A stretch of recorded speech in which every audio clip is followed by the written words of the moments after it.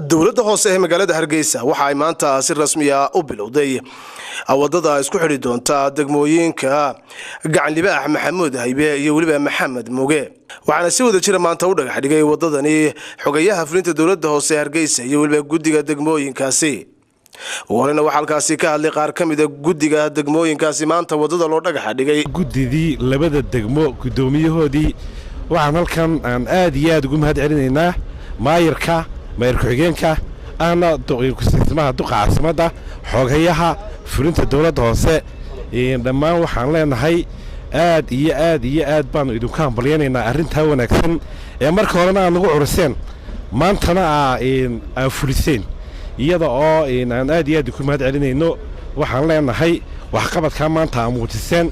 dad iyo dunyaba waa la idinku ducaynaya aakhiriya adduunkaba waxaanayana maaha dadweynana waxaan leenahay hal la soo dhaweeyo wax qabadka iyo isku danaysiga iyo iskaashiga marka waxaan leeyahay in xoog haye aad baad ugu mahadsantiin arrintan maanta kaga dhabayseen dawladda hoose oo fulisay amba ka jawaabtay oo si degdeg ah oo dhagan nugul uga jawaabtay baaqi iyo amarkii madaxweynuhu uu ku amray inay dhisaan wadada oo aan leeyahay waa xoog haye aad iyo aad ugu mahadsantihiin maanta oo ay bilaamatay wadada isku xidha degmooyinka Gacan Libaax Maxamuud Haybe iyo Maxamed Mooge oo halkan ay joogaan mas'uuliyiin ka socota dowladda hoose oo xogayo horkacayo Axmed Yunis Juxa xogayaha fulinta dowladda hoose oo isagu gabagabadii dhagax dhigaasi wadada ka hadlay ayaa waxa uu yiri wadadani waa wadadii aynu hore uga hadalnay maanta hadal badan ma yaalo way bilaabantay laba qodob baa yaala odayaasha xaafadda oo contribution-kii wali aan shubin oo ku maqan waxaan leeyahay war wixii ku soo dhaqsada wadadani waa wada 6 kilomitir iyo bada wadada dawladda hoose qori ka dabaalan karaysa maaha taas waa talabaad wadadani amar madaxweyne ahayd amarkii madaxweynaha degdeg baan uga jawaabnay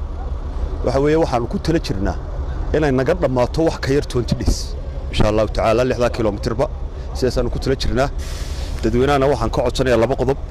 waxaan leeyahay dhagaxaanta iyo waxyaabaha meesha hor dhigteen ku cadibisaan askar iyo riix iyo xidhis u baahan ka daaya waxa weeye waa wadan guud waa dan caama waxa weeye ka dhagax dhigaana waxa weeye sharbu kala kurmaya qodax ka qaadana jidka xasanaad baa Ilaahay ugu seedinay iimaankii siyaadisa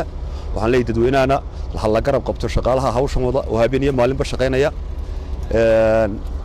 waan u mahadnaqayaa qolada odayaasha ee guddida horumarinta xaafadan oo hadiya habeen seexanin oo dadaalaya iyagana aad baan ugu mahadnaqayaa Cabdirashiid Cabdi Wahaab Xuseen Universal TV Hargeysa.